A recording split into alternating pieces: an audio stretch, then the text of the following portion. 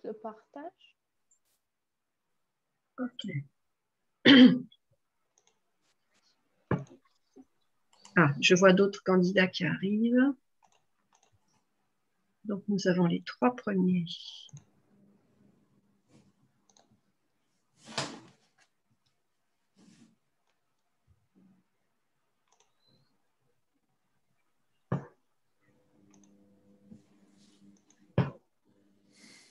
Bon, on va commencer. Donc déjà, bienvenue à tous et à toutes qui nous écoutez. Donc on commence cette session qui est le jury numéro 4.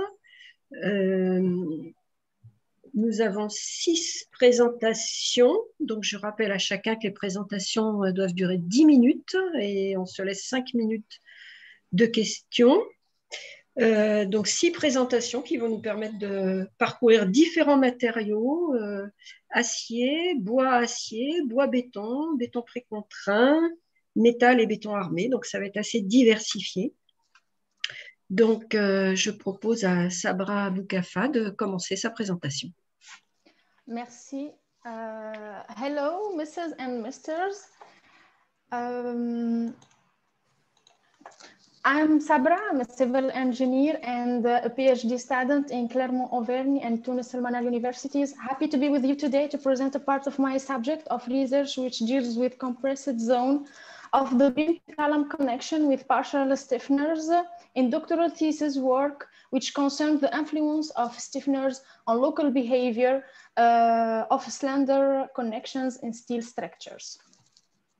To begin with, large metal connections are widely used in steel construction. The assembled elements are generally thin-walled. However, their behavior and analysis is complex due to the instability generated in the compression part of the web of the assembled section. There are unilateral, bilateral, symmetrical, and non-symmetrical connections. In order to study the instability zone in compression of the connection, it's recommended to consider the case of symmetrical bilateral connections as presented in the figure shown in the actual slide. Pour s'intéresser à l'étude de la partie comprimée de l'assemblage, expérimentalement bien sûr à ce stade, je vous expliquerai les étapes en suivant le plan qui commence par quelques états de l'art. Je vais citer aussi la campagne d'essai effectuée lors de ce travail de thèse, les résultats sous forme de courbes charge de déplacement et mode de ruine, et finalement je vais terminer par quelques conclusions et quelques perspectives. Pour commencer, moi, je vais parler juste un peu de l'Eurocode 3, partie 1.8, qui présente une méthode éditée, la méthode des composants pour l'étude d'un tel type d'assemblage. Cette méthode consiste à isoler chaque partie de l'assemblage avec les efforts y appliqués et la traiter seule. En ce qui concerne la partie comprimée faisant l'objet de notre étude, cette partie peut être assimilée à un profilé à la double charge de compression. Et la charge de compression, elle est répartie sur une largeur de diffusion des efforts provenant de la semelle de la poutre, passant par la platine jusqu'à la semelle du poteau en compression. En 1972, Bose et son équipe de travail ont justifié la possibilité d'isoler l'âme de l'assemblage entier pour déterminer sa résistance et vérifier en considérant les panneaux ready et non ready. Puis aussi Dimita et son équipe de travail en 2008 ont réalisé des études expérimentales sur des profilés européens usuels laminés à chaud et ont comparé les résultats avec les formules analytiques. Les essais étaient réalisés sur des panneaux comprimés par une double charge de compression localisée et il est conclu toujours que le profilé comprimé peut présenter la partie comprimée de l'assemblage entier. Alors, l'Eurocode donne une démarche complète pour déterminer cette résistance d'un profilé non ready et cette résistance, bien sûr, diminue en augmentant les lancements du profilé. Le renforcement est alors une solution recommandée, soit par doublure d'âme, soit par ajout des raidisseurs et l'ajout des raidisseurs, c'est la plus couramment recommandée. Cependant, il n'existe pas, au moins à notre connaissance, une formule dédiée au calcul de la résistance des profilés ready transversalement. Mais en cherchant dans ce sujet, il y a Ran Lotran en 2012 qui a expliqué l'approche proposée par la norme Eurocode 3, partie 1.5, pour déterminer la résistance des plaques raidis transversalement par un ou plusieurs réducteurs soumis à une double charge de compression. Cette charge est uniforme répartie sur les deux bords opposés.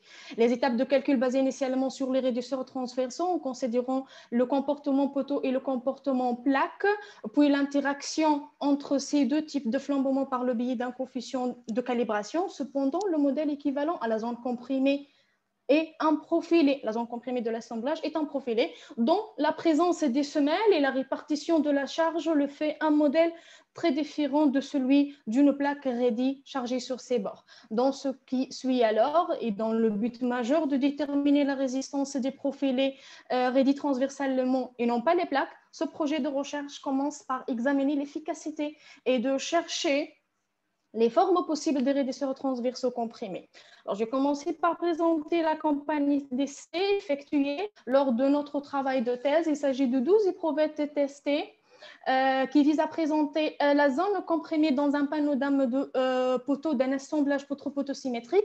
6 éprouvettes ont été prélevées dans des sections en IPE et les 6 autres sont des sections des PRS. Dans chaque groupe de 6 éprouvettes, il existe un profilé qui est non raidi pour faire la référence en tant qu'un profilé non renforcé. Les 5 profilés renforcés en différentes positions ou dimensions de réducteur tellement devant vous. Ce que je dois dire aussi, alors, les épaisseurs de lame est égale à 5,5, 7,1 ou bien 12,3 mm et les épaisseurs des raidisseurs sont égales à 5,5 et 8 mm. Les réducteurs sont soudés soit sur toute la hauteur de lame et des semelles, soit sur une partie de lame et des semelles, soit sur une partie de la hauteur de lame seulement. Et l'idée de tester aussi des réducteurs partiels, c'est provenant de l'esprit économique et fonctionnel, tel que laisser passer les gaines pour le cas des profilés et lancer dans le cas des bâtiments. Les hauteurs des réducteurs sont en fonction de la hauteur de lame du profilé HW. Donc, le HS, l'hauteur de l'épaisseur est soit égal à HW, soit égal à 5/6 de HW dans le cas des raidisseurs partiels. C'est dans cette plateforme qu'on a testé les profilés. Il s'agit d'une presse de capacité 3000 kN. L'effort de compression est transmis à travers deux cales symétriques de largeur 100 mm la cale. Le vérin donc descendait d'une vitesse constante jusqu'à la qui se caractérise par une chute d'effort repris par le profilé. Et cette machine est équipée par un enregistreur qui permet d'enregistrer les résultats sous forme de courbes charge déplacement. Et voilà, donc la figure A montre les courbes charge déplacement provenant des EPE. Et puis, pour la figure B, c'est les résultats des PRS 400 testés. Pour les EPE comme pour les PRS, les différences apparaissent à partir de la phase linéaire. Cela confirme le fait que les rigidités initiales des panneaux sont différentes avec des valeurs plus élevées pour les cas avec réducteur. La rigidité la plus élevée est obtenue pour les réducteurs faisant toute la hauteur. Et dans la phase non linéaire, dans tous les cas, à l'exception du cas non raidi, la phase non linéaire montre une charge très importante. Alors, l'ajout d'un réducteur transversal à un profilé métallique soumis à une double charge de compression, d'une façon ou d'une autre, augmente sa résistance d'une façon considérable. Je passe aussi pour présenter les résultats en mode de Darwin. Les résultats en mode de Darwin observés à la fin de chaque essai permettent de bien comprendre le comportement de chaque configuration pour chaque spécification géométrique. Les modes de Darwin et des sections en IPE sont présentés dans les figures devant vous et les résultats en PRS vont être représentés par la figure suivante. Les modes de Darwin montrent et en fait, ce sont des photos prises après chaque essai. Ils montrent les déformations localisées associées aux éprouvettes. Pour le profilé de la figure A, l'âme est le seul élément qui se déforme. Elle subit un voilement sous la forme d'une demi-onde. En ce qui concerne les figures B et C, l'âme se déforme d'une manière asymétrique des deux côtés du réducteur et le réducteur est déformé aussi. Il s'agit d'un flambement par torsion où le réducteur est déformé d'un angle de rotation autour de l'axe de flexion. L'âme du panneau dans la figure D subit une déformation près de la face inférieure du réducteur qui ne se déforme pas. Et qui ne se déforme pas avec une rotation prononcée de la partie non raidie de lame. Ainsi, le raidisseur renforce la partie raidie en flexion et joue le rôle d'un transmetteur de charge à la partie non raidie du panneau d'âme. En ce qui concerne le panneau d'âme de la figure E, l'âme est déformée sur ses parties non raidies aux extrémités des raidisseurs. Elle subit un voilement de 2 millions de part et d'autre. Le raidisseur toujours reste indéformable et les semelles subissent une déformation dans le sens de l'application de la charge. Puis finalement, pour la figure F, la partie non raidie de lame est le seul élément qui se déforme en flexion et les raidisseurs toujours restent indéformés. Alors le raidisseur est indéformable dans le cas des profilés raidis par un raidisseur qui est un raidisseur localisé. Les mêmes observations, on peut les voir pour les résultats qui concernent le PRS. In conclusion, the experimental study carried out has made it possible to determine the behavior of transversally stiffened panels subjected to compression. For the fully stiffened sections, the stiffener is the element that controls the behavior of the section. For partially stiffeners, the global behavior is controlled by the non-stiffened part. In perspectives, a finite element model must be constructed and calibrated for parametric study to cover large slenderness of compressed panels, stiffened or not. The approaches and calculation methods recommended by the European standards dedicated to non-stiffened panels or stiffened plates must be evaluated. Next step concerns the fully transverse stiffened panels. The calculation approach should be determined, and why not a calculation approach for partially stiffened panels resistance will be determined during this research based on the experimental and numerical observations. And finally, I would thank you. Je remercie également l'équipe du travail, directeurs et encadrants qui ont travaillé sur ce sujet. Et je vous laisse finalement avec une liste des publications qu'on a réalisées dans le cadre des travaux de thèse. Merci Sabra Boukoufa pour cette présentation. Est-ce qu'il y a des questions que les participants voudraient poser ?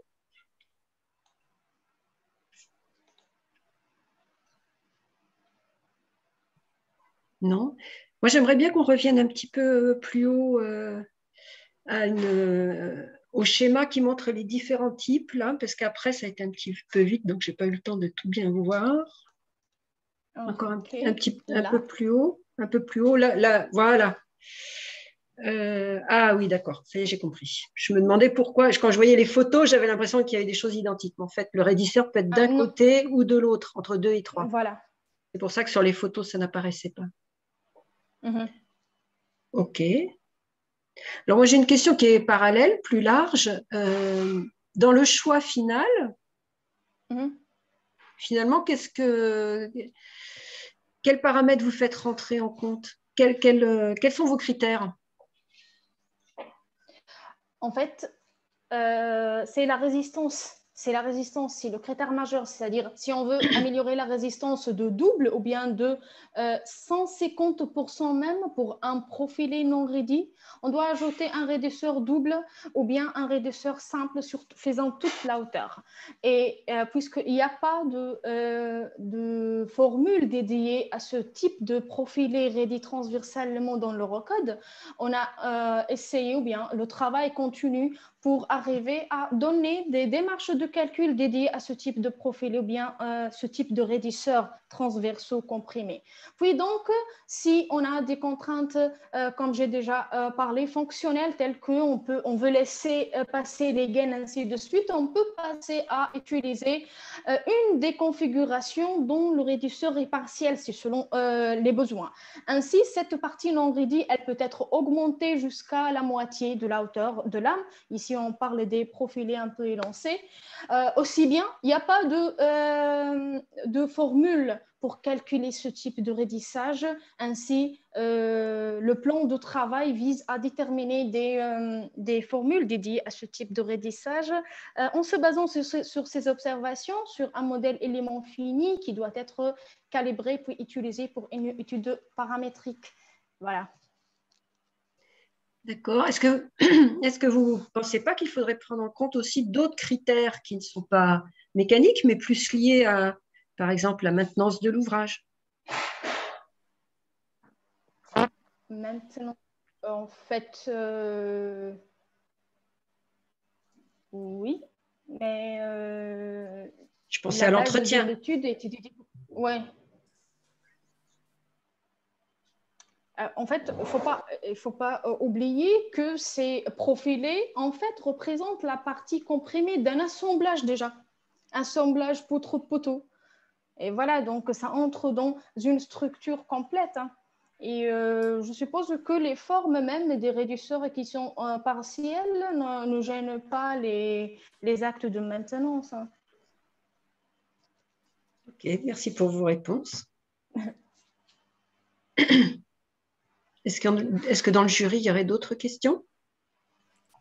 Moi, je veux bien poser une petite question. Juste, vous avez évoqué une modélisation avec des éléments finis. Est-ce que vous avez déjà essayé d'identifier quelles seraient les données d'entrée nécessaires et peut-être du coup les caractéristiques à obtenir et via quel...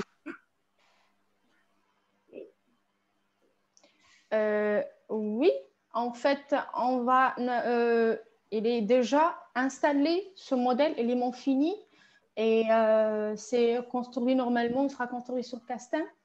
On va utiliser des éléments coq, des KT, ainsi de suite. Et ce modèle, les entrées de ce modèle sont exactement les paramètres de l'essai géométrique et mécanique. Puis donc, ça sera validé sur la base des essais. Puis donc, le modèle, il doit être utilisé pour une étude paramétrique large. Hein. Et c'est les lancements, c'est le paramètre qui va être varié normalement parce que c'est les lancements qui entrent dedans.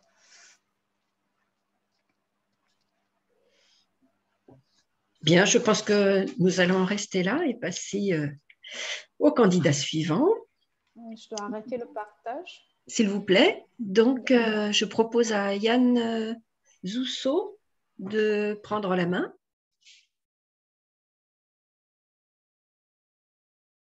Yann, est-ce que vous êtes là?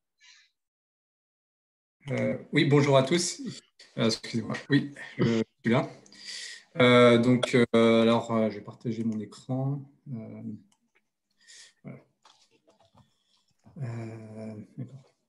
Alors bonjour à tous. Donc, je suis Yann Sousseau. Je suis doctorant en troisième année à l'Institut I2M de l'Université de Bordeaux. Et ma thèse est issue d'une collaboration entre le FCBA, l'ADEME et le CODIFAB. To respond to environmental impact, urban densification and completion time, it is relevant to develop higher timber building. For that, in Bordeaux, several towers are being constructed, such as Silva and Imperial Towers that we can see in this picture. But there is a little knowledge of mechanical behavior of the structure. And full-size test is unachievable. So reduced scale models are required. Consequently, we propose to establish a methodology which allow to study the mechanical characteristics of the structure. And this is based on representative mock-up and similitude laws. Donc la méthodologie adoptée, c'est la suivante. Alors, tout d'abord, à l'échelle 1, à l'échelle réelle, on cherche à estimer certaines variables d'intérêt, comme par exemple les contraintes dans la structure en cas de sollicitation sismique, par exemple. Et alors pour cela, les lois de similitude ont consisté à concevoir une maquette réduite représentative sur lesquelles on va réaliser des essais expérimentaux, donc moins coûteux. Alors là, par exemple, sur cette photo, c'est une maquette de 3 étages du bâtiment Silva à gauche. Et alors, pour concevoir cette maquette, on va considérer les paramètres d'entrée à l'échelle 1. Et alors, donc, ces paramètres, ça peut être les sollicitations, les dimensions, les propriétés matérielles. Et on va en déduire les paramètres à l'échelle réduite, donc en utilisant des facteurs de similitude. Et alors, ces facteurs sont pour chaque paramètre, c'est le rapport entre l'échelle 1 et l'échelle réduite. Et ensuite, une fois relevées les variables d'intérêt à l'échelle réduite, donc à partir des essais expérimentaux, on en déduit les variables d'intérêt à l'échelle 1 et cela de nouveau en utilisant des facteurs de similitude. Et alors là, ce qu'on remarque, c'est qu'il y a des facteurs de similitude à la fois pour les données d'entrée, les paramètres, et aussi pour les variables d'intérêt. Et l'ensemble des facteurs, c'est ce qu'on appelle une loi de similitude. Alors nous, ce qu'on cherche à déterminer, c'est les facteurs de similitude sur les variables d'intérêt. Alors, la théorie de la similitude, elle a été développée initialement dans d'autres domaines que le génie civil, comme l'aéronautique, la mécanique des fluides notamment.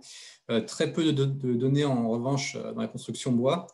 Et donc, c'est pourquoi on cherche ici à établir des lois de similitude pour une construction bois, enfin, dans mes travaux de thèse. Alors, pour cela, la méthodologie adoptée, c'est une démarche finalement multiniveau, c'est-à-dire qu'on va, dans un premier temps, déterminer les facteurs de similitude au niveau des assemblages. Donc, pourquoi les assemblages? Parce que c'est les éléments principaux dont dépendent, qui pilotent en grande partie le comportement de la structure. Et une fois cela effectué, donc, on étudie les facteurs au niveau de la structure. Et alors, donc, également, ce qu'il faut préciser, c'est qu'on a 3 approches différentes, approches théoriques, expérimentales et numériques, aussi bien au niveau des assemblages qu'au niveau de la structure. Donc, dans ces travaux, maintenant, plus particulièrement, on s'intéresse à un système constructif en bois qui est semblable à celui utilisé dans la tour Silva. Alors, cette structure, c'est celle qu'on voit également sur la photo. Elle fait 2,50 m à l'échelle 1. Et donc, on l'étudie à l'échelle 1, à l'échelle 1,5 et à l'échelle 1/3. Alors, on va accorder une attention particulière aux assemblages, dont le comportement de la structure dépend principalement. Et ces assemblages dont les dimensions sont données dans le tableau ci-dessous, dans le tableau ici. Alors, donc à noter qu'il y a certaines dimensions qui ne respectent pas le facteur d'échelle, notamment par exemple l'épaisseur de la plaque. Et donc ça, c'est dû à certaines contraintes techniques. On ne va peut-être pas forcément détailler ici, mais en tout cas, il y a des contraintes techniques. Donc voilà, maintenant pour entrer dans le vif du sujet, alors là on va déterminer les facteurs de similitude, d'abord pour les assemblages. Alors pour ce qui est des variables d'intérêt, donc on va se focaliser dans cette présentation sur la raideur élastique. Et ensuite, donc, on rappelle qu'on a différentes approches. Alors pour ce qui est des approches numériques, on a modélisé l'assemblage à partir du code CASTEM. Et donc ce code nous a permis de calculer les raideurs aux échelles 1 et 1/3. Et on en déduit en fait un facteur numérique. Parallèlement à ça, donc, on a des approches théoriques. Alors, ces approches théoriques, donc, elles sont basées notamment sur la conservation avec le changement d'échelle des nombres adimensionnels caractéristiques du comportement, par exemple le rapport des longueurs, par exemple. Et on obtient ainsi un facteur théorique. Et enfin, alors, des essais expérimentaux monotones ont été effectués sur les assemblages. Donc, on a une dizaine d'essais pour chaque échelle 1 et 1/3. Et à partir des courbes force déplacement obtenues, eh ben, on déduit les raideurs pour chaque échelle et ainsi un facteur de similitude expérimentale, avec notamment donc, une moyenne et un coefficient de variation. Alors, ce qu'on peut noter, c'est qu'il y a une dispersion qui est assez élevée sur ce facteur expérimental, donc du fait de la variabilité importante des propriétés du bois, notamment. Enfin, dans ce qu'on peut voir, c'est que qu'il y a une différence de résultats entre les différentes approches. Alors ça, c'est dû notamment au fait que, d'une part, au fait que certaines dimensions, on le rappelle, ne respectent pas le facteur d'échelle, mais aussi au fait que certains phénomènes expérimentaux, donc notamment le jeu, les frottements et puis l'hétérogénéité du bois, ne sont pas pris en compte dans les approches théoriques expérimentales, théoriques et numériques, pardon. Donc à présent, on va déterminer les facteurs de similitude au niveau de la structure. Et on va rester dans cette présentation sur la raideur élastique, pour plus de simplicité. Alors, pour ce qui est des approches numériques, donc là, le modèle, donc de même, un modèle numérique a été constitué à partir du modèle du code OpenSys, d'où l'obtention d'un facteur numérique. Pour ce qui est des approches théoriques, alors on obtient alors un facteur théorique, donc exactement comme la précédente. Et enfin, on a réalisé des essais expérimentaux. Donc là, pour chaque échelle 1 et 1/3, on a effectué 3 essais, et à partir desquels on obtient un facteur de similitude expérimentale.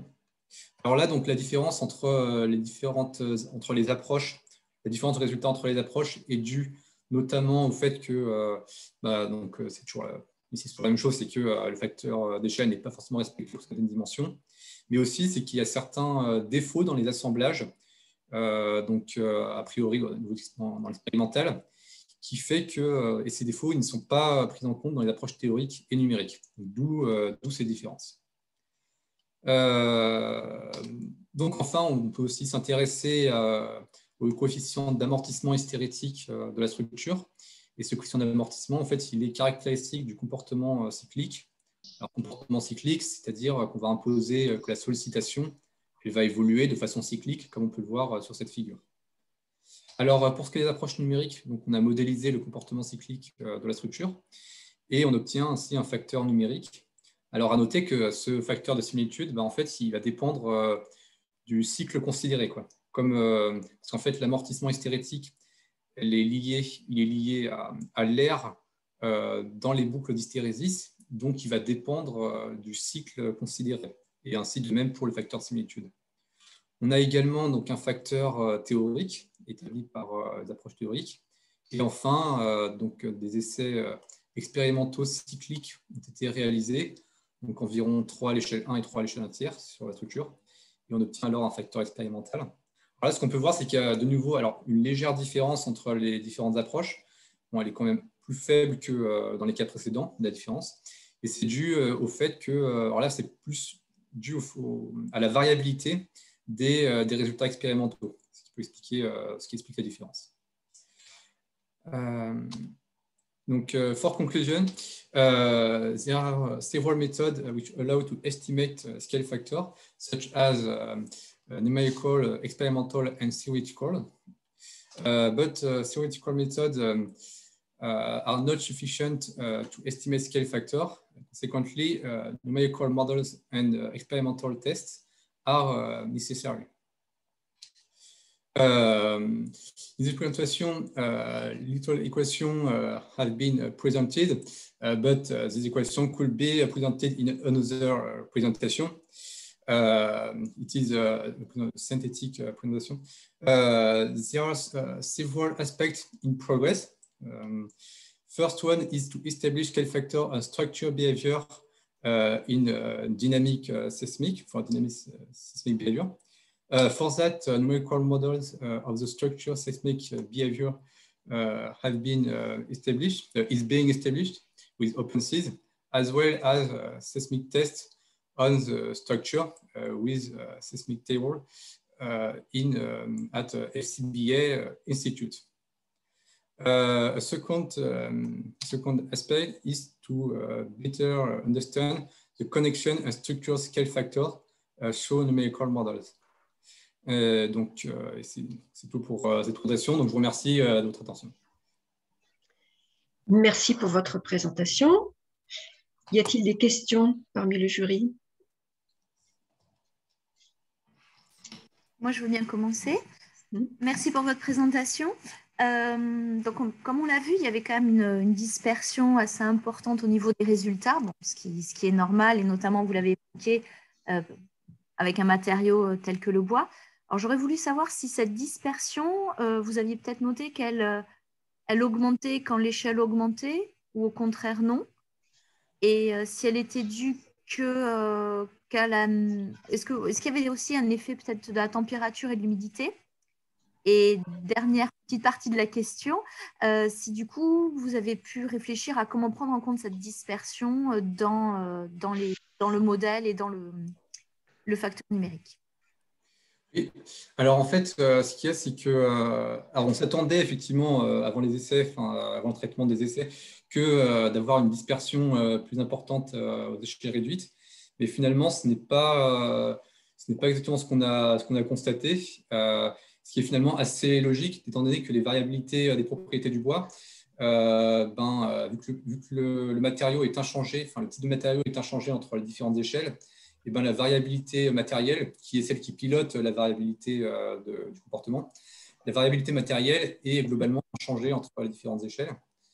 Donc c'est pour ça qu'on a des coefficients de variation assez proches entre les différentes échelles.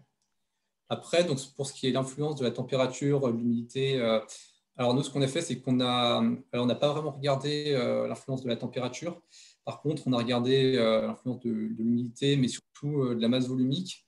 Alors, on n'a pas la masse volumique du bois, donc là, on n'a pas trouvé une corrélation significative entre la masse volumique et puis le comportement. Et pour l'humidité, alors donc il reste encore un petit peu de donc l'exploitation des données par rapport à ça n'est pas encore complètement aboutie, je dois avouer. Enfin, donc alors la dernière question, c'était donc prendre en compte dans les facteurs numériques cette variabilité.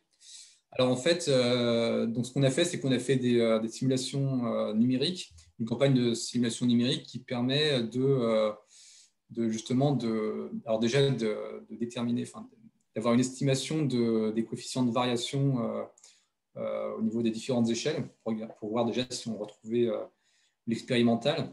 Après, donc effectivement, et justement ça a un impact dans les facteurs de similitude. Donc on peut établir un ordre de grandeur du COV des facteurs.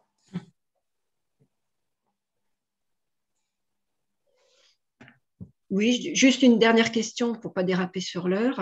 Sur cette diapo, alors on a l'impression, mais peut-être que je me trompe, hein, on a l'impression que le changement d'échelle modifie le comportement. C'est-à-dire qu'on a l'impression vraiment que le comportement post-pic n'est pas bien restitué par le modèle réduit. Ce qui est donc ça veut dire que le modèle réduit donne une image n'est pas fidèle à ce qui se passe réellement. Oui, alors en effet, c'est effectivement un point que j'ai oublié d'aborder, j'avais prévu d'en parler normalement. C'est que, alors en effet, on voit que cette partie, il y a une chute de force qui est constatée à l'échelle 1, alors qu'à l'échelle 1 tiers, on a un comportement plutôt ductile. Alors, ça peut être dû à plusieurs phénomènes. Alors, par exemple, on peut penser, un phénomène qui est possible, c'est le fait qu'on a observé un flambement des pièces métalliques à l'échelle 1 tiers. Donc, alors ça, c'est dû à des instabilités comme des jeux qui sont plus importants. Et donc ça pourrait induire une redistribution de l'effort et ainsi donc éviter des chutes de force comme on voit à l'échelle 1. Donc néanmoins, à l'échelle 1,5, on n'a pas cette ductilité, on a la chute de force comme à l'échelle 1. C'est vraiment à l'échelle 1 tiers où là, on est à un niveau où on a effectivement un comportement différent qui apparaît. Ok, je vous remercie.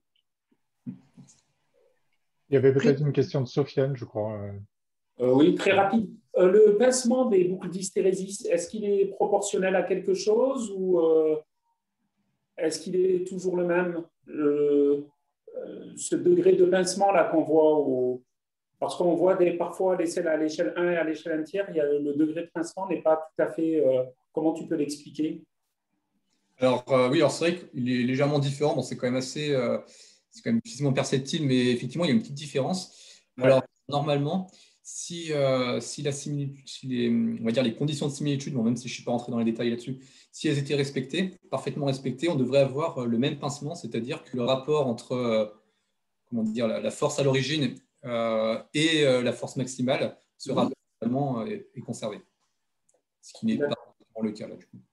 D'accord, merci. Bien, merci. Alors nous allons passer à Minh Van Thai, s'il est ici. Merci, Yann Sousso. Merci à vous.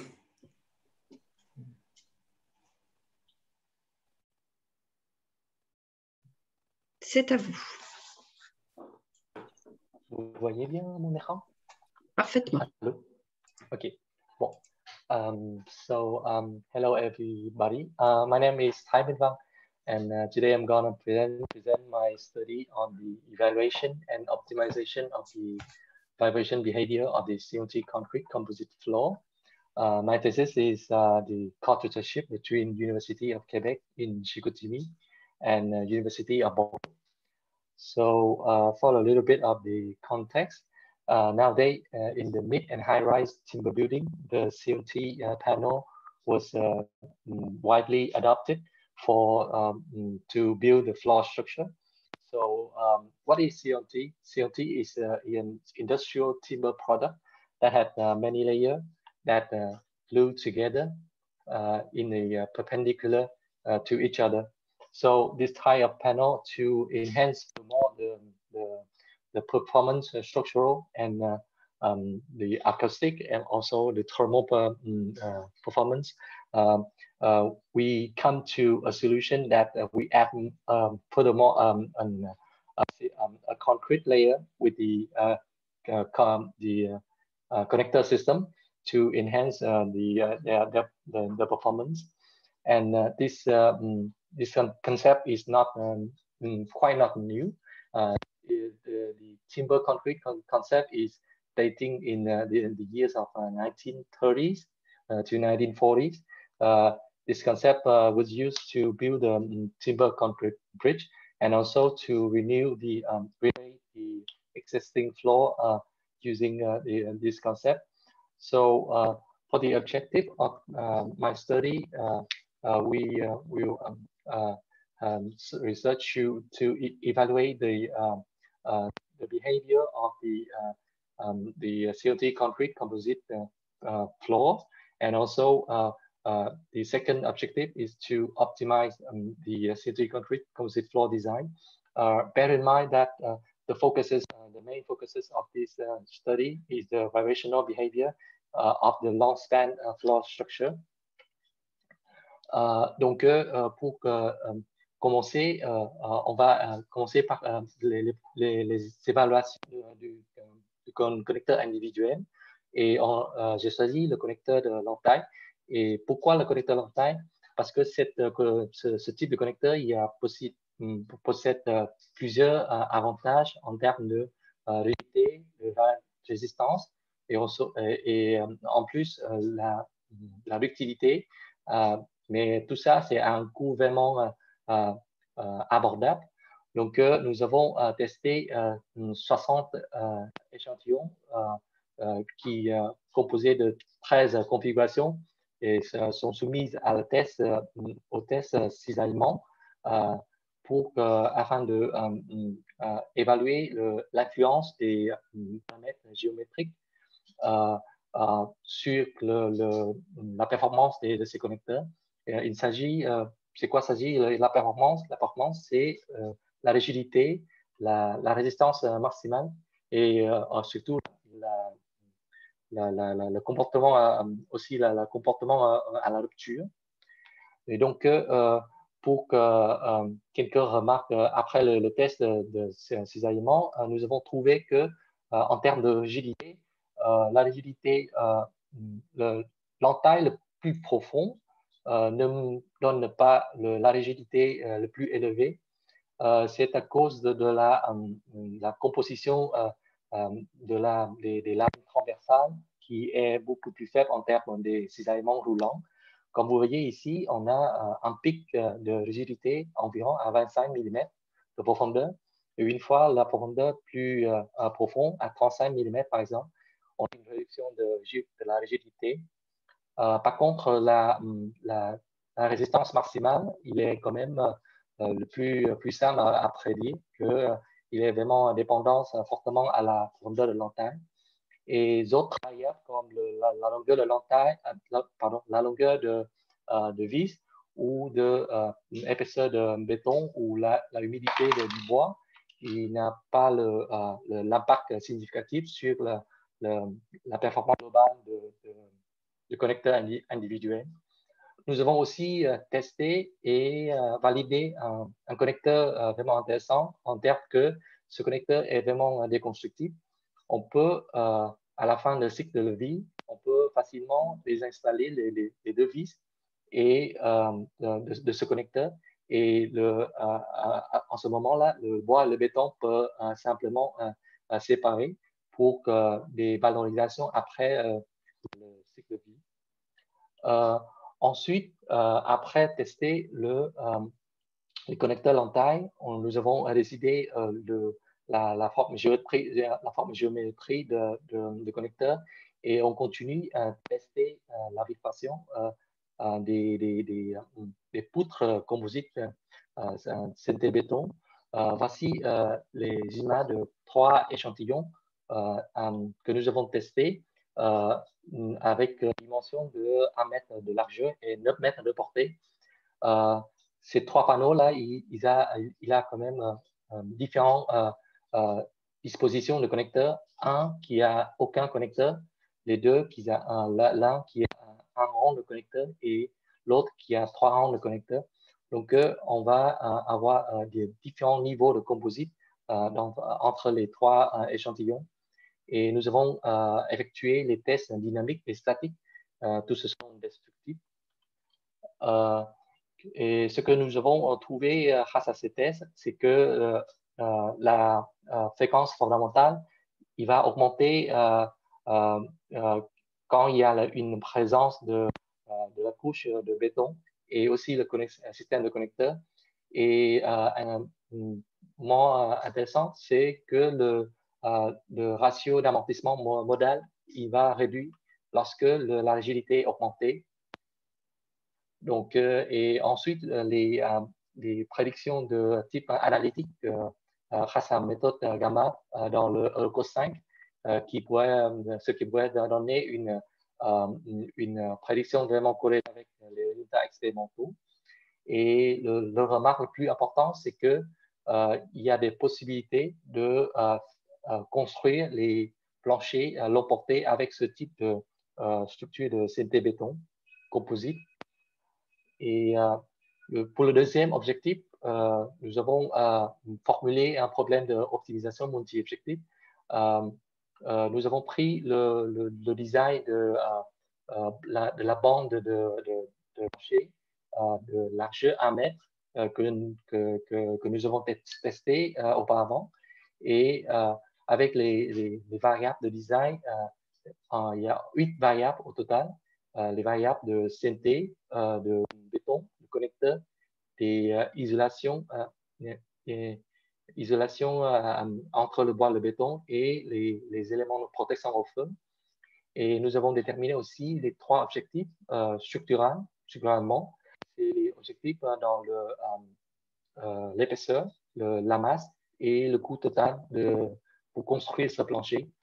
Et tous les designs ils vont être soumis aux 12 contraintes de service et d'état limite ultime. Et pour l'algorithme d'optimisation, nous choisissons l'algorithme Non-Dominated Sorting Genetic Algorithm. Et une fois qu'on a les 3 comme ça, on va procéder dans l'optimisation pour optimiser le design et obtient les solutions optimales. Et donc, pour quelques remarques globales, après l'optimisation, nous avons obtenu les solutions, ce qui est en compromis entre les 3 objectifs, la masse, l'épaisseur et le coût. Et nous avons aussi déterminé voir que les contraintes qui gouvernaient tous ces designs optimisés, ce sont les contraintes en vibration et en flèche à long terme. Et aussi, nous avons aussi une influence importante de la portée et aussi le ratio de coût entre le ratio de coût bois par béton qui va aussi influencer les solutions optimales. Et il s'agit aussi cette optimisation, c'est comme un point pour les ingénieurs qui pourraient commencer et développer leur design. Donc, so in conclusion, we have studied the performance of the individual notch connector in terms of stiffness, resistance, and ductility. We also continue to use this connector in a different scale, the beam scale of the CNT concrete composite, and find out the response dynamic of the composite and non-composite beam. And we also carry out the optimization to find out the optimal solution. And you can see also observe the influence of the timber concrete cost ratio and also the floor span. We also carry some model validation in terms of the individual connector and also the composite beam. And there are also some analytic model to estimate the natural frequencies, which was validated. So thanks for your attention. Merci pour votre présentation. Alors, juste une petite chose générale avant de commencer les questions. On m'a rappelé que seul le jury peut poser des questions, donc il n'y a que Céline et moi qui pouvons en poser. Alors justement, Céline, est-ce que tu as des questions? Bonjour, merci pour votre présentation. Rapidement, est-ce que vous pouvez nous détailler quels étaient les critères de choix pour cet algorithme? Pourquoi avoir choisi celui-ci? Critères de choix pour les algorithmes d'optimisation. Oui, nous avons aussi fait un bilan de plusieurs types d'optimisation multi-objectifs et nous avons choisi cet algorithme vu qu'il est quand même vraiment, il y a un coût de calcul vraiment faible par rapport aux autres optimisations, autres algorithmes. Et il y a quand même des aspects particuliers à cette génétique algorithme. Il y a des opérateurs de croisement et de mutation qui nous permettent de diversifier les solutions optimisées, solutions optimisées. Donc, par rapport aux autres algorithmes tels que le particle swarm algorithme ou les colonies de fourmis, par exemple, il y a quand même moins de bases comment on dit, les bases de littérature dessus, parce que nous avons cette optimisation, il s'agit d'une optimisation appliquée. Donc, je juste employer les codages qu'il y a déjà publiés dans les packages appliqués déjà dans Python. Donc, ayant une base de littérature solide, c'est vraiment un point fort pour choisir ce type de Android. Merci. Merci pour votre question. Oui. Moi, j'ai une autre question toute simple, enfin, je pense toute simple. Est-ce que le nombre d'encoches a une influence importante sur le prix total, sur le coût total ou pas? Sur le coût total, le nombre de l'encoche ou bien on considère deux types de variables concernant les connecteurs Lanterne. C'est qu'on a le nombre de rangs de connecteurs et le nombre de connecteurs par rang. Donc, ces connecteurs-là, ce qui d'après mon étude expérimentale, j'ai fait quand même un bilan de coût de connecteurs et ce sont vraiment une fraction, on peut dire une fraction par rapport au coût de bois et de béton utilisé pour ce type de plancher. C'est environ de 10% parce que ce type de connecteur-là, c'est vraiment, il a quand même une performance assez bien. Là. Donc, en moyenne, on va avoir besoin justement de maximum 3 connecteurs par mètre carré. Donc, c'est vraiment, ce ne sont pas les connecteurs comme les connecteurs longitudinaux qui va être occupé vraiment une partie importante de la poutre. Donc, par rapport au coût de bois, c'est le coût de bois et le béton, surtout le bois, c'est qui prend environ de 60 jusqu'à 70% de la partie coût total du plancher. Ok. Merci pour votre réponse et pour votre présentation. Merci. Donc, nous allons accueillir Nadim Abdelnour. Bonjour. Bonjour, vous avez la main. Okay, je vais commencer par partager mon écran.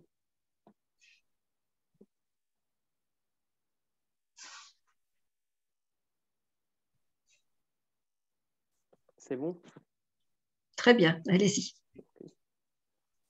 Bonjour à toutes et à tous, c'est Nadim Abdelnour, c'est ma dernière année de thèse. Ma thèse, elle se poursuit en codirection entre Université Clermont-Auvergne et le Chec à Paris. Actually, I will start by presenting my work concerning the optimization of statically determinate and indeterminate pre-stressed concrete bridges using full and partial pre-stressing. First of all, I will start by reminding the principle of pre-stressing. The pre-stressing, it was introduced by Eugène Freycinet in 1928. The principle is simple. It consists to compensate the low resistance, the low tension resistance of the concrete under any forces. The principle is to create a compression force based on pre-stressed cables. We do differentiate between the full pre-stressing and the partial pre-stressing. In full pre-stressing, the concrete is maintained in a compression state under surface loading. On the other side, in partial pre-stressing, cracking is allowed. Contexte du travail. Le rôle principal de l'ingénieur est de concevoir, en général, le rôle principal de l'ingénieur est de concevoir une structure qui soit tout d'abord optimale. Par optimale, on veut dire c'est-à-dire qui soit conforme aux normes d'un côté et d'un autre côté qui soit le moins cher possible. Cette tâche devient d'autant plus difficile en parlant des ouvrages d'art, notamment des ponts. De là, s'est développée l'idée de l'implémentation des algorithmes d'optimisation dans le dimensionnement des ouvrages d'art ou bien des ponts. De là, nous témoignons. Ça donne un peu de son chez moi. Vous m'entendez ou... Oui, on vous entend bien. Oui. De là, s'est développée l'idée de l'implémentation des algorithmes d'optimisation dans le dimensionnement des ponts. Nous témoignons de la publication de plusieurs articles sur le sujet d'optimisation des ponts. Toutefois, vu la complexité du problème d'optimisation, on a un nombre de variables qui est élevé avec des fonctions qui sont non linéaires. Le problème n'est pas assez simple. Donc, les chercheurs qui ont abordé ce type de problème, ils ont dû opter pour des hypothèses simplificatrices afin de pouvoir résoudre ce problème d'optimisation. Dans notre travail, ou bien dans le présent travail, une approche analytique qui est adaptée à un calcul d'optimisation sans devoir passer par des hypothèses simplificatrices est présentée. L'approche analytique présentée, elle couvre toutes les étapes de calcul allant du calcul des sollicitations et dimensions aux états limites de service et ultimes. Cette approche elle est basée sur la méthode de la matrice de transfert, permettant ainsi la formulation des équations sous forme des polynômes qui sont facilement manipulables. Elle est applicable pour les ouvrages isostatiques et hyperstatiques à inertie constante et variable selon les normes Eurocode, mais elle peut être facilement adaptée à n'importe quelle autre norme. Elle permet ainsi la combinaison de tous les états limites de service d'une manière cohérente avec une variation de la force de précontrainte P au niveau de chacun des états limites de service, et elle inclut également les vérifications à l'état limite ultime. Dans ce qui suit, nous allons détailler la nouvelle règle des pivots en béton précontraint qui fait partie de cette approche analytique développée. Tout d'abord, nous rappelons la méthode des résolutions conventionnelles en béton précontraint. Pour chacun des états limites de service, à partir des 4 inégalités fondamentales en béton précontraint, on calcule une force de P critique, une force de P sur critique, et on vérifie ainsi les conditions de coffrage pour chacune ou bien pour chacun des états limites de service. Dans la nouvelle méthode proposée, qui est la règle des pivots en BP, la force P elle est considérée comme une force extérieure. L'ouverture de la fissure elle est remplacée par une limitation de contrainte au niveau des aciers passifs.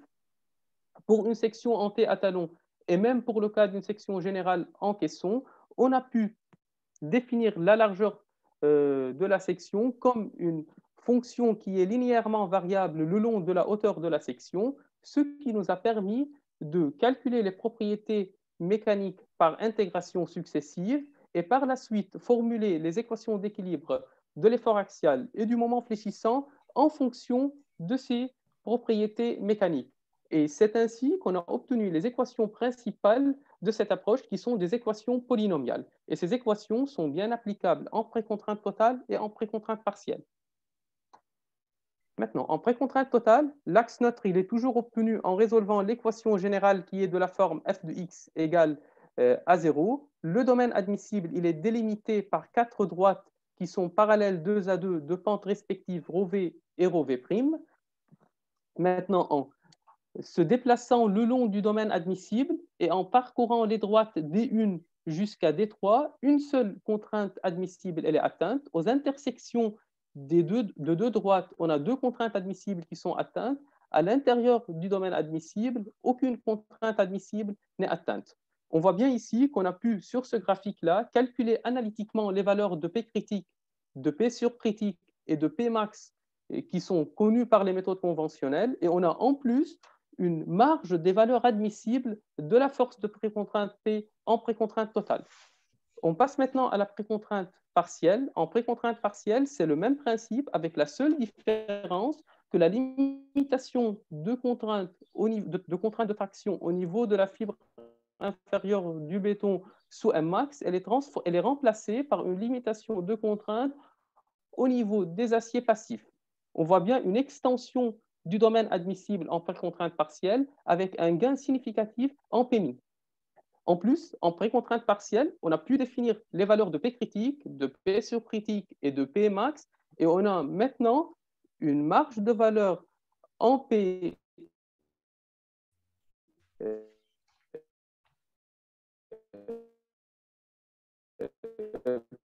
pour les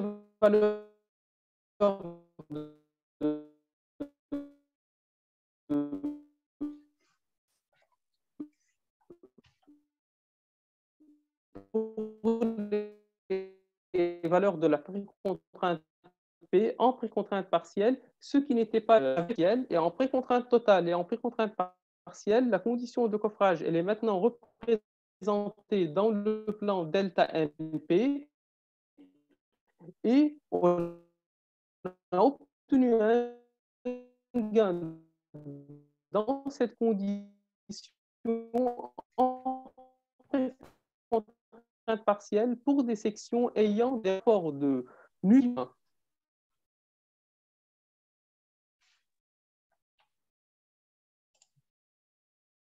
Ah, moi j'ai été coupée ou...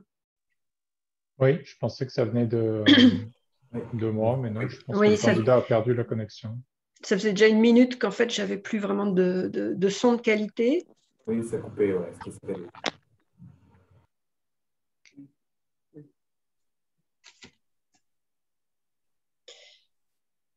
Désolé. Oui, alors je vous propose, parce que je pense que je ne suis pas la seule à ne pas avoir entendu les tout derniers propos,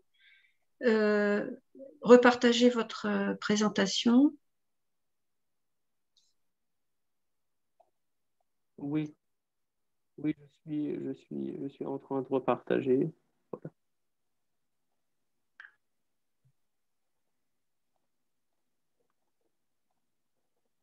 Donc, je vais répéter, ça c'est bon à partir... Alors, vous étiez là, même... oui. Le diapo 9 ou bien un peu avant. Reprenez à partir d'ici. Alors, c'est sur votre écran à vous, là, ce message. C'est ça le diapo. Alors, ce qu'on va peut-être faire, est-ce que vous pouvez couper... Moi, je vous entends encore très, très mal. Est-ce que vous pouvez couper votre caméra?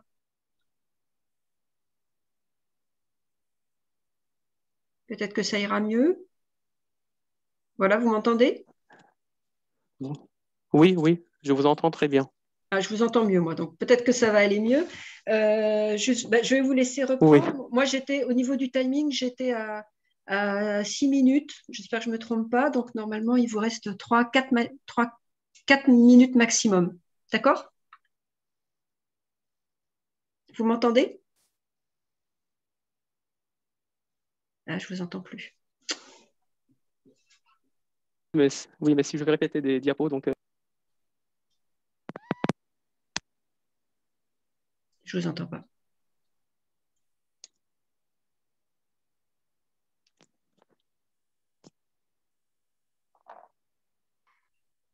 Votre son est très... Enfin, il y a plus de son. Non, là, je ne vous entends plus du tout. En fait, je vous entends très bien. Je vous entends très bien de mon côté. Oui, mais nous, on ne vous entend pas. Moi, je vous entends très bien. Une seconde, je vais essayer de changer ma connexion, peut-être. Mais là, c'est bien. Là, c'est à nouveau si bien. Vous gardez ça. Repartez de là et puis je propose de vous laisser 4 minutes. OK. Ça va.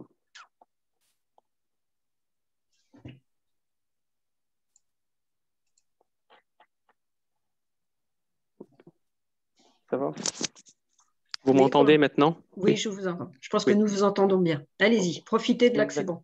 Oui. Maintenant, pour les vérifications à l'état limite ultime, l'approche de résolution, elle est abordée d'une manière cohérente aux vérifications à l'état limite de service. Pour un pourcentage donné des aciers passifs, on est en train de calculer la force de PU nécessaire pour vérifier la section à l'état limite ultime. Au cas où cette force de PU nécessaire elle est inférieure à la force de P requise à l'état limite de service, donc la section elle est vérifiée à l'état limite ultime.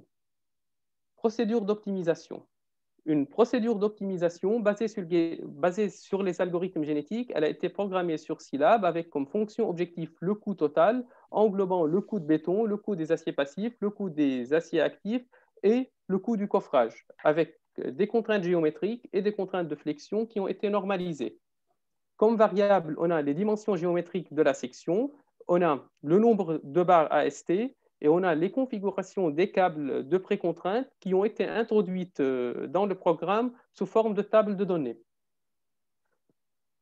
Afin de tester l'efficacité et la robustesse de la méthode, un exemple numérique sur un VIPP à 3 voies avec des poutres rentées à talons est présenté. Le calcul il est effectué sur la poutre la plus sollicitée suite à une répartition transversale des charges par la méthode de Courbon. Les résultats montrent en précontrainte totale que pour des longueurs de travée inférieures à 40 mètres, c'est bien la condition de coffrage qui contrôle la section optimale. Pour des longueurs supérieures à 40 mètres, c'est bien les vérifications à l'état limite ultime qui contrôlent la solution optimale. Maintenant, en précontrainte totale et en précontrainte partielle, on n'a pas la surface du talon, elle n'a pas d'influence sur la capacité de la section. Donc, le talon, il est juste conçu pour permettre le logement des câbles. Pour les effets des aciers passifs, en précontrainte totale, on voit une diminution progressive de la hauteur avec l'augmentation du pourcentage des aciers passifs. D'autre part, en précontrainte partielle, on a une réduction de 50% de la force P pour une augmentation du pourcentage des aciers passifs allant de 0,2 à 1% pour une travée de 25 mètres. Finalement, une petite comparaison rapide entre précontrainte totale et précontrainte partielle. Pour des longueurs de travée de 25 et de 40 mètres, on remarque qu'on a une réduction significative de la force P en précontrainte partielle avec une diminution du ratio de coffrage. In conclusion, we can see that the developed approach can be easily connected to an optimization algorithm. It allowed us to combine in a coherent way all the surface and ultimate limit states. It gives us a similar formulation in total and partial pre-stressing. It allows us the formulation of the former condition in partial pre-stressing. Using this method, we do have a clear graphic representation of the permissible domain with the values of P critical, P over critical, with a well-defined permissible range of value of the pre-stressing force P, allowing the designer to position his solution that is obtained by the conventional method within the obtained limits of the permissible domain. And finally, the objective function can be easily modified according to the objective of the designer. Merci pour votre attention et désolé pour cet inconvénient de connexion. Merci pour votre présentation. Céline, est-ce que tu veux commencer? Ou pas? Oui, on a été un peu interrompus dans cette présentation. Du coup, ça nous a un peu, nous aussi, décontenancés. Hein. Oui. Oui. Peut-être, moi, j'avais une question par rapport justement à l'État. Alors, je ne suis pas spécialiste dans le domaine, mais là, est-ce que, par exemple, en l'État, ça peut déjà permettre, au niveau d'un bureau de calcul, de mieux dimensionner, de faire efficacement, ou est-ce qu'il y a encore quand même des choses à faire pour que ça puisse être directement utilisable? Oui, pour le moment, je peux dire qu'on est à 80% au niveau de ce point-là. Parce qu'en fait, maintenant, dans cette approche, on a considéré la force P comme une force extérieure. Du fait qu'on pousse un peu les calculs et on considère la force comme une force intérieure, donc on a un certain gain additionnel dans les forces de précontrainte P dû aux allongements des câbles. Donc, je peux dire que l'approche elle est fiable à 90% pour le moment et certainement, elle peut être adaptée, elle peut être utilisée dans des bureaux d'études. Ça, c'est sûr. OK. Moi, je serais bien revenue à une diapo avant où vous parlez de la limite en coffrage et de la limite ELU. Oui. Voilà, ce sont ces deux diapos. Voilà, ça c'est la condition de coffrage. Alors, en fait, je n'ai pas compris. Qu'est-ce que vous appelez la condition de coffrage?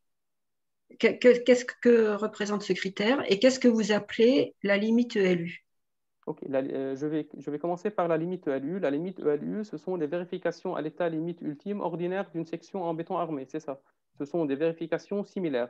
Nous, dans cette approche, on a abordé cette résolution, cette vérification à l'état limite ultime d'une manière différente. Parce qu'on sait, quand on est dans le cas d'une section en béton précontraint, on n'a pas seulement le moment extérieur qui est appliqué à la section. En plus de ce moment extérieur, on a un moment additionnel qui est dû à la force de précontrainte. Donc, on a le moment extérieur plus un P fois E0.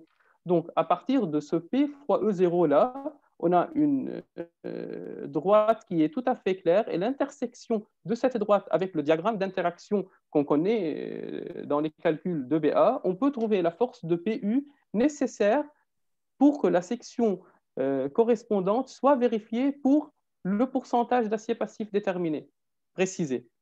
OK? Maintenant, pour la condition de coffrage, ça, c'est une condition qui est connue dans le béton précontraint. À partir des 4 inégalités, je reviens aux 4 inégalités fondamentales. Le fait qu'on a ces 4 inégalités vérifiées, la condition de coffrage, elle est représentée par ces 2 inégalités, c'est-à-dire la différence des moments extérieurs appliqués Mmax et Mmin, divisé par l'inertie de la section. Ce rapport-là, il doit être inférieur à la différence des contraintes admissibles au niveau des fibres supérieures et des fibres inférieures. Nous, dans notre approche, on a représenté graphiquement cette différence, donc comme si on a un parallélogramme, et cette différence delta M, elle doit coïncider à l'intérieur de ce parallélogramme. Donc, on a pris ces 2 équations, ces 2 conditions de coffrage.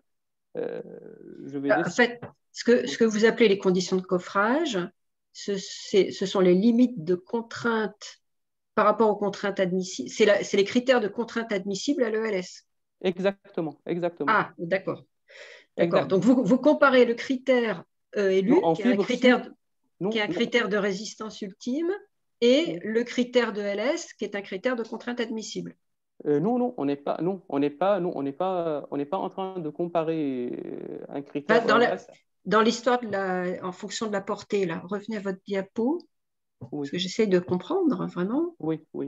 Mais peut-être que c'est moi le problème. Il y a une diapo où vous dites, en fonction de la portée, voilà. Oui, vous dites, si la portée est faible, le critère qui l'emporte, c'est les contraintes en service. Oui. Et si la portée est longue, ce qui l'emporte, c'est la résistance ultime. Exactement, c'est ça. Oui, c'est ça.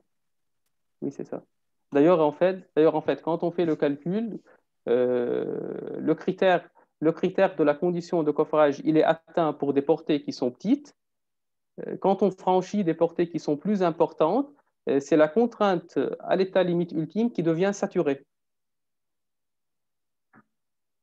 Mais la contrainte à l'état limite ultime, quand on dit, elle est fixée par la limite réglementaire? Oui, oui. Mais quand on dit la contrainte à l'état limite ultime, je vous entends. C'est-à-dire, c'est le rapport entre la force. Je reviens ici. Je ne sais pas, vous m'entendez maintenant? Oui, ça, je vous entends bien. OK. Voilà, je reviens ici. Voilà. Je reviens ici aux contraintes de flexion. Quand on dit la contrainte à la limite ultime, la contrainte à l'état limite ultime, c'est le ratio entre la force PU qui est nécessaire à l'état limite ultime pour vérifier la section à l'état limite ultime et la force P nécessaire à l'état limite de service. Donc, une fois qu'on a cette contrainte qui est saturée, c'est-à-dire c'est ce critère-là qui a conditionné notre solution optimale. OK. Céline, c'est bon pour toi? Merci beaucoup. Merci. Du coup, nous avons pris 10 minutes de retard. Alors, ensuite, nous avons Raphaël Amaya Gomez.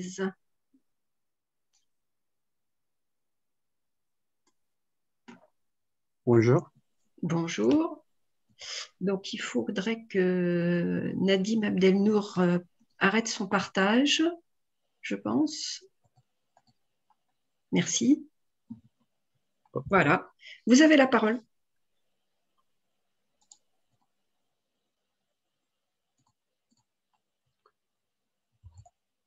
Bonjour à toutes et à tous, je m'appelle Raphaël Amaya et je vais présenter mon travail qui s'appelle Multiscale Framework for Corrosion and Reliability Assessment of Inspected Pipelines. Corrosion is one of the more likely failure mechanisms in pipelines. As you can see, it represents about 20% of the cases in accidental databases like Konkawi and PHMSA in Europe and in the United States. It represents a reduction that is either at the inner or the outer wall of the pipe that may lead to a loss of containment. The metal loss may lead to a leak, to a burst, or a complete pipeline rupture, depending on the consumed metal loss and if a plastic collapse takes place or not. Inline inspections are commonly preferred to monitor the condition of the pipeline using a set of magnetic or ultrasonic sensors that are located in a tool known as a pipeline inspection gauge. This tool is introduced into the pipeline and travels along into the fluid direction in order to determine and identify the metal loss at the inner or the outer wall, to measure the metal loss in terms of the defect length, the defect width, and the defect depth, and to determine the location of the defects based on the pipeline abscissa and a 12-hour clock analogy. However, these measurements are subjected to different sources of uncertainty that can be classified based on detection, sizing, location, and an additional coming from an epistemic uncertainty from the degradation process. In this regard, the objective was to propose a framework for an integrity program of inspected pipelines that focuses on the management of uncertainty derived from corrosion defects. In this regard, the proposed framework contemplates four main elements. The first one is the identification of new defects that are going to appear between consecutive inspections because of a misdetection or because of the aggressiveness of the surroundings. Afterwards, we have a generation process that contemplates temporal and spatial processes. And afterwards, we contemplate the possibility of corrosion colonies that follows a stochastic degradation process. Finally, it has some reliability assessments that contemplate how the failure probability changes, spatially and temporally. Let us begin with the new defects identification that is associated to what is known as a point matching problem. Consider that we have two inline inspections that are denoted here by P and Q. The objective is to determine an affine transformation that matches the higher number of points between these two sets using translation, scaling, and rotation parameters. Note that in this case, the pipeline was transformed into a two-dimensional plane, in this case, cutting into the longitudinal direction and unwrapping the pipeline. However, it would fail to have a circumferential continuum like in the case of the pipeline. So we have an alternative way to see this, is to duplicate the points in the first inspection, depending if they are above or under the half of this plane. In this case, you can see the methodology proposed for this new defect identification, considering a nearest neighbor perspective. This methodology starts by a data processing that begins in a border partitions that define areas or regions that are closer to each point, which are commonly known as cells. These cells are used to determine tile lists in order to identify the location of the defects from the other set and to determine the mixed nearest neighbors. These mixed nearest neighbors are those pairs that share being the closest nearest neighbors. And you can say that this is the final match, but the problem is that they can be extremely separated, like in the case of isolated corrosion defects. In this case, this will not fit the reality, considering that the inlay inspections has defined actual and circumferential location uncertainties, that we can denote them like delta X and delta Y. So we consider only matches that are, we have separation shorter than delta. After we made the data processing, we made an iterative matching transformation, considering the approach proposed by Chang and co-workers, which determines a best affine transformation that minimizes the residual sum of squares, again, using translation, scaling, and rotation parameters. We use an additional correspondence and outliers approach in which each of the defects from one set is assigned to the other one, or they are associated to an outlier. Regarding to the generation of new defects, we have to respond several questions. The first one is how many new defects will appear between consecutive inspections? For this purpose, we consider an homogeneous Poisson process using an expected number of generated defects. The time were determined based on some Monte Carlo simulations, and they're located based on realizations of non-homogeneous Poisson process. In this case, considering some intensity fitted from a kernel smoothing. This can be thought like a melting chocolate bar that is over the points, and it forms an undulating surface like the one in the right-hand figure. Another element that was considered was the possibility of corrosion colonies or corrosion clusters. This is a set of points that, given their proximity, can be thought as a single one, and it has some dimensions like surrounding. In this case, you can see in the right-hand figure that is very important for the reliability because it decreases the mean time to failure. That is very important in terms of maintenance decisions to know when and where we have to make an intervention.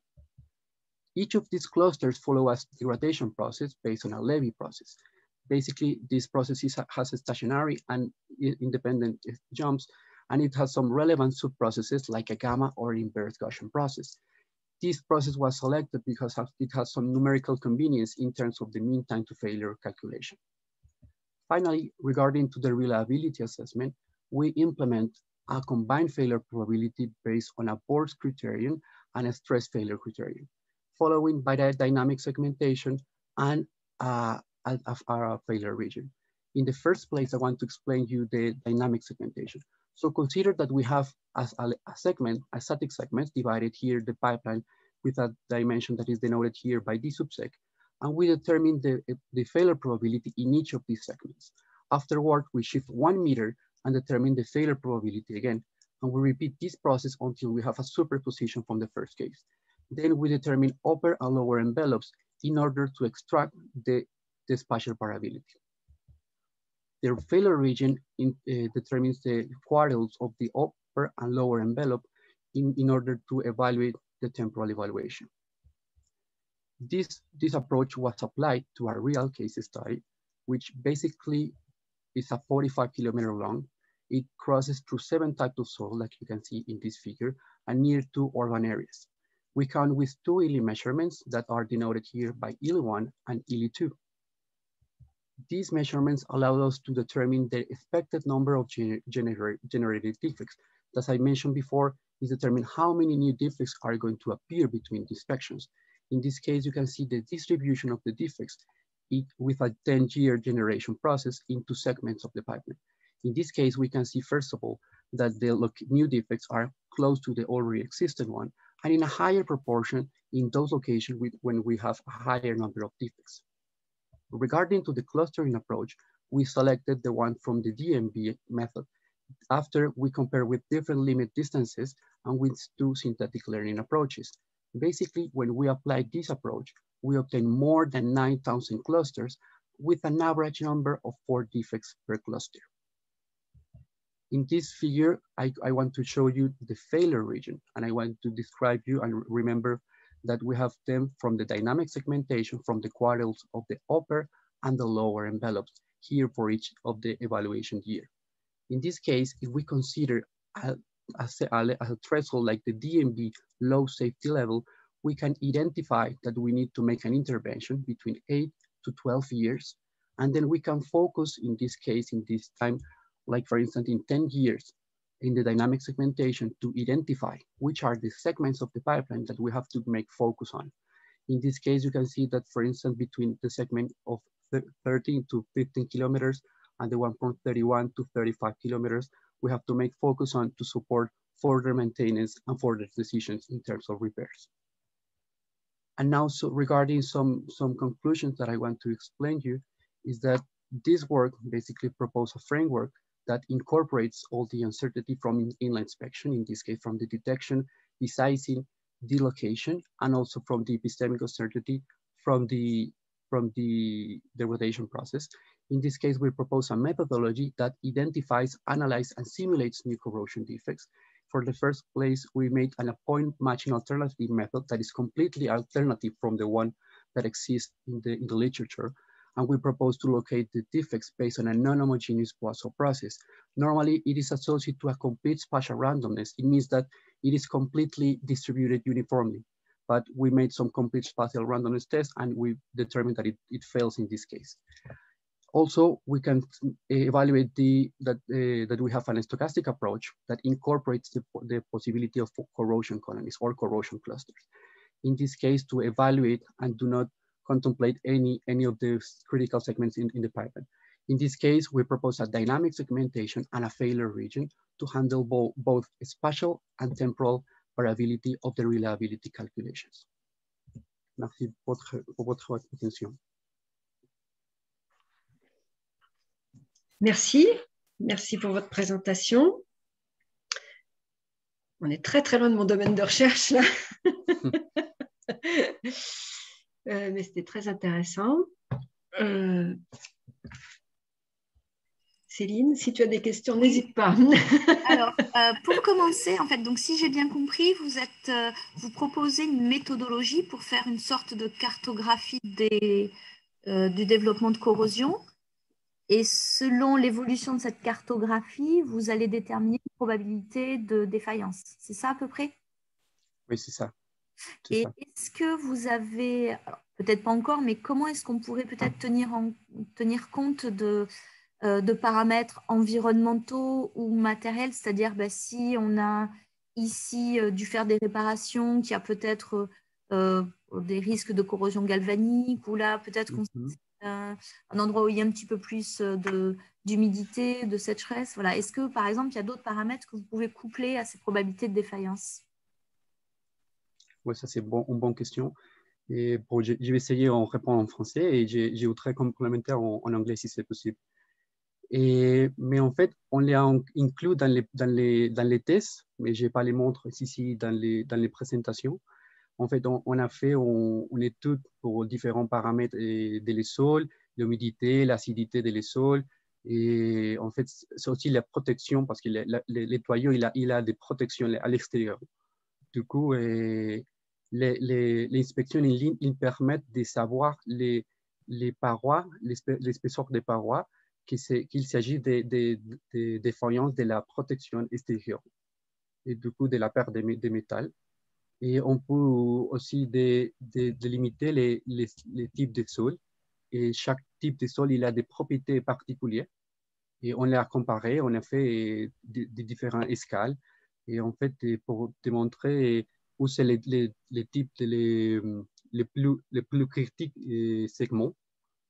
Et voilà, ouais. On l'a inclus, mais je ne l'ai pas inclus dans les présentations.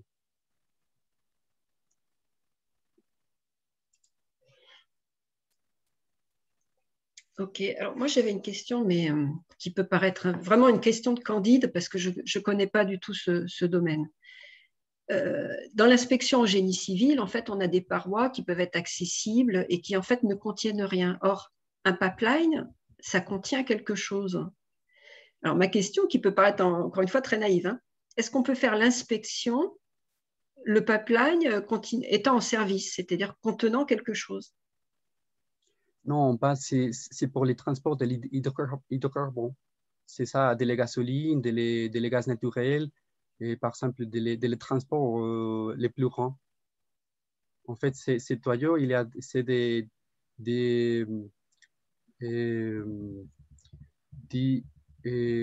inches. It has 10 inches de diamètre, en fait. C'est des tuyaux grands pour les transports des grandes distances.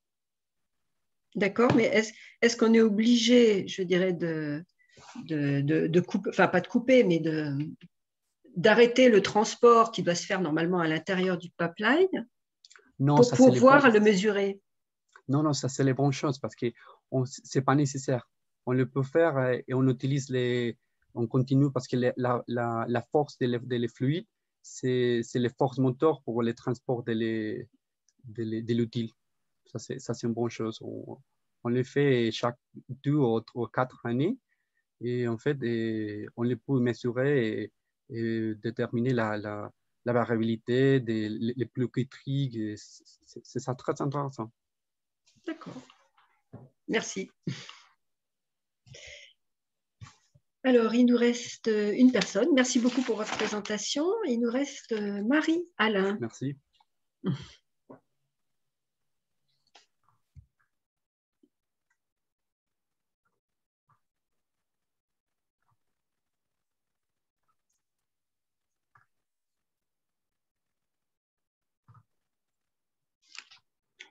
Alors, est-ce que vous voyez la présentation? Est-ce que vous m'entendez?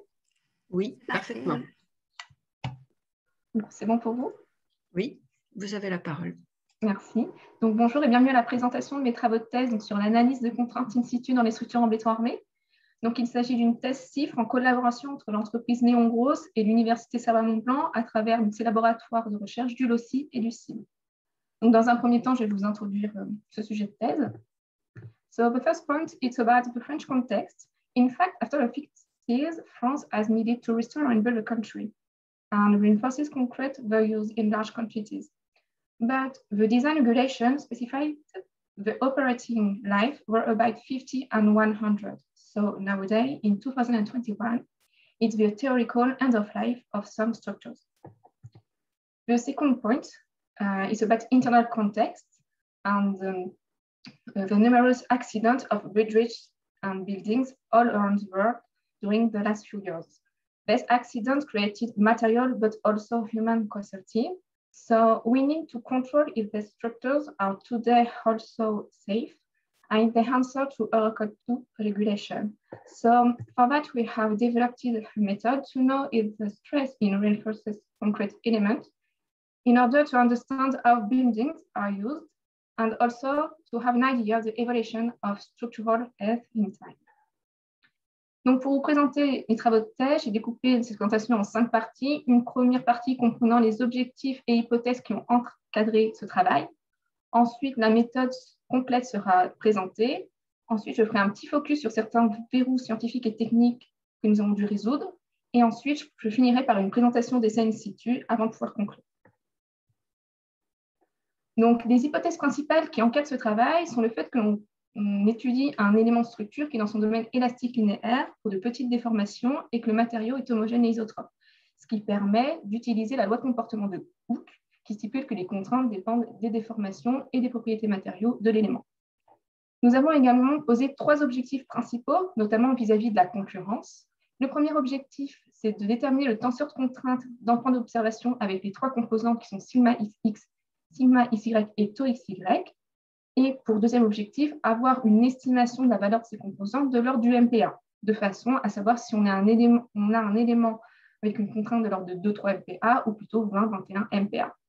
Et le dernier point, c'est qu'on souhaite identifier in situ, donc à l'instant T de la mesure, la valeur du module de Young au niveau de la zone d'étude, notamment pour s'affranchir de l'utilisation des éprouvettes 1632 et d'avoir le module de Young à l'instant T. Et pour finir, de façon à pouvoir industrialiser notre méthode, il faut que celle-ci soit peu invasive, c'est-à-dire qu'elle n'endommage pas les armatures. C'est pour ça que nous avons réduit la zone d'étude à une valeur de 30 mm de diamètre.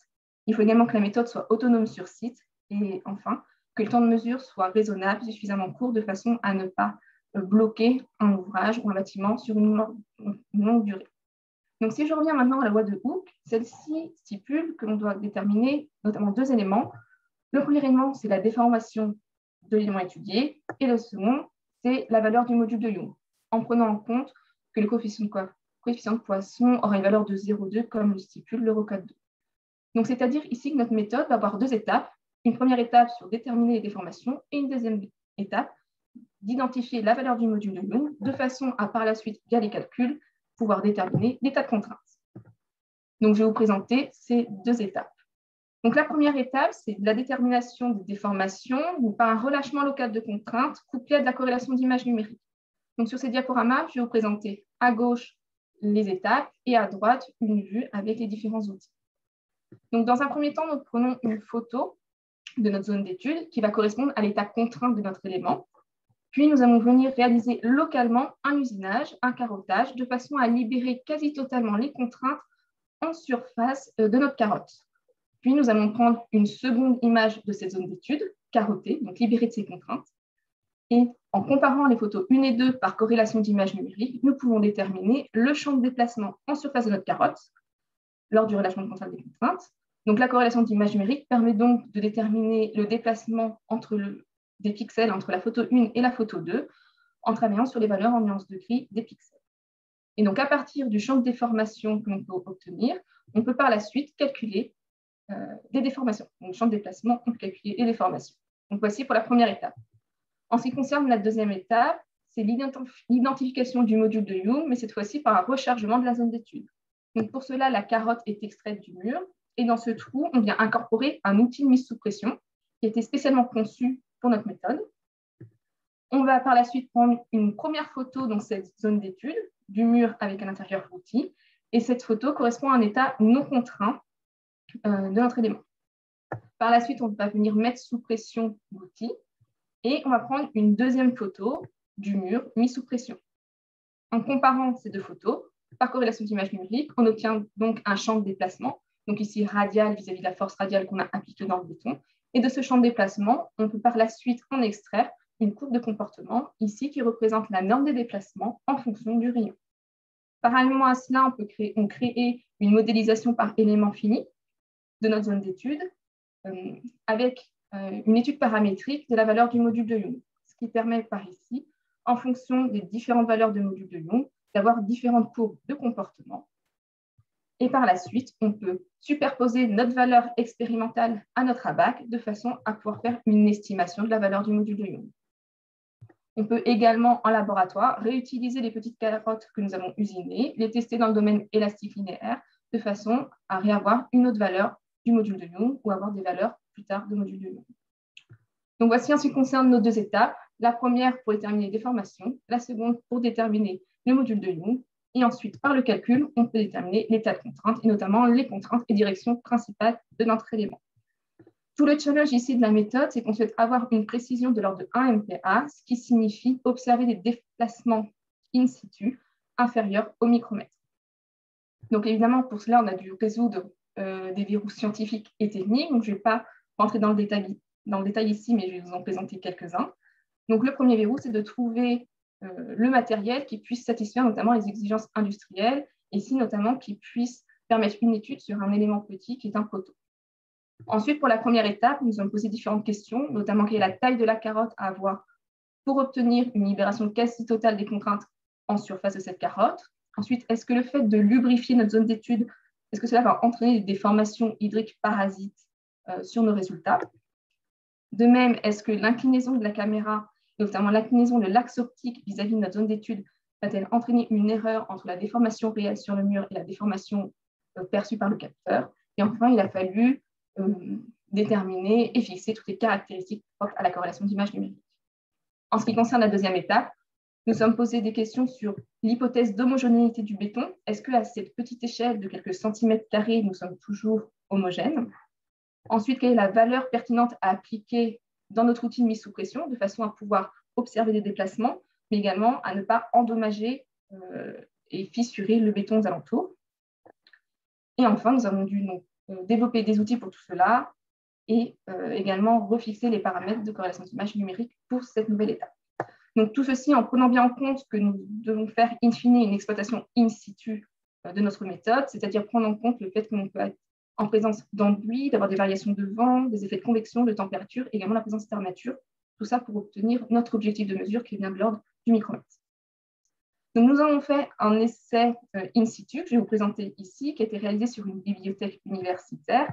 Cette bibliothèque date des années 1970 et comme beaucoup de constructions à cette époque, nous n'avons pas les données matériaux, des matériaux qui ont été utilisés donc, au moment de la construction. Donc ici, nous avons fait une étude sur un poteau qui se trouvait au rez-de-chaussée, en extérieur, sous la zone la plus chargée du bâtiment, qui est le magasin. Et comme on peut le voir ici en tête de poteau, on peut observer des fissures et également que la charge, elle, est excentrée sur le poteau. Donc en termes de résultats, si je reprends mes étapes, donc la première étape ici, on observe bien le champ de déplacement au niveau de la carotte, dû au relâchement local des contraintes. Et on observe que ce champ de déplacement, que la carotte, elle, a tendance à se rétracter, ce qui veut dire que le poteau, lui, va avoir tendance à être en traction. En ce qui concerne la détermination du module de Young, sa détermination in situ nous montre que la valeur du module est de l'ordre de 30 000 MPa. Et lorsque nous avons fait des essais sur la petite carotte, nous avions une valeur d'ordre de 29 000 MPa. Donc ces valeurs sont proches et elles restent cohérentes. Ensuite, lors du calcul de l'état de contrainte, nous pouvons observer que nous sommes bien sur un poteau qui a une contrainte verticale en traction de l'ordre de 2 MPa et qui est un petit peu orienté. So to conclude, we have developed an in situ method to determine two characteristics of the diagnostic. It's the stress and the Young modulus. For that, we have developed tools and solved many problems in various physics. And to finish, we have registered 2 patents at the end of the thesis. And the prospect of this work could be first done more in situ experimentation, first one on the same element and also in different sites.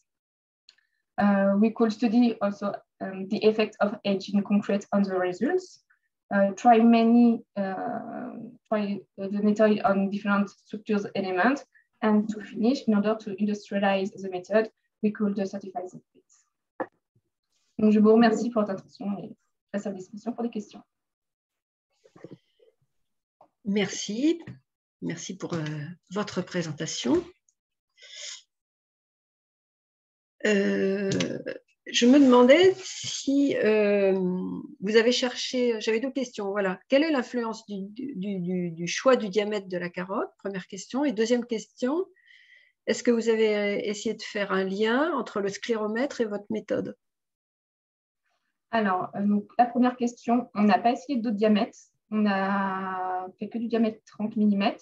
On a été contraint essentiellement par l'outil et aussi par les caractéristiques de la caméra.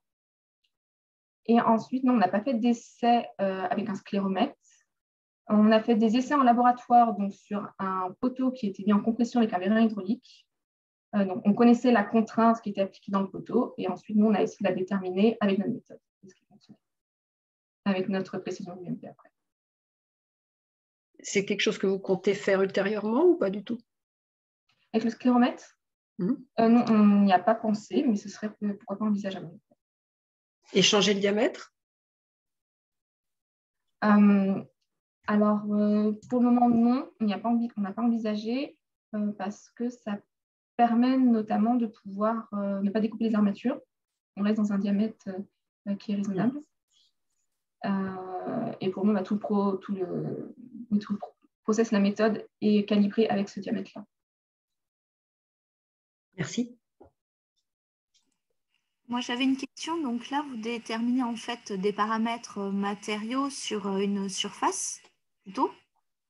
Il y a quand même pas mal de pathologies qui se créent, par exemple de la carbonatation, des choses comme ça. Donc si vous avez, c'est peut-être pas du coup représentatif de ce qu'il y a à 2-3 cm après. Tout à fait. Oui, donc là, on est vraiment, on fait des études très locales. Donc, il faudrait, ce qui était envisagé, c'était de faire plusieurs carottages sur un élément de façon à pouvoir faire une moyenne. Et en effet, si on tombe sur une zone qui est très endommagée, pouvoir la retirer, ce n'est pas représentatif.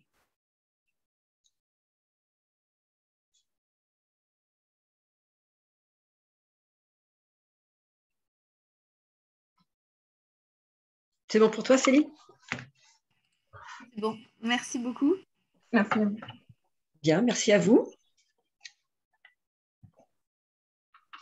Et bien, du coup, je pense que nous allons clore la session avec seulement 8 minutes de retard, ce qui est pas mal.